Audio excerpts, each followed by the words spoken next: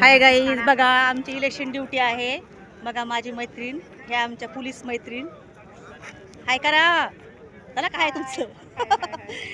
हे बघा इथे एसटी आहे. हे बघा आमची टीम. आता आम्ही बसमध्ये बसणार आहोत. चला चला.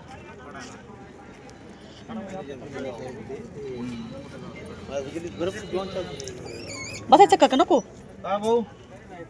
बघा ही आमची बस आहे.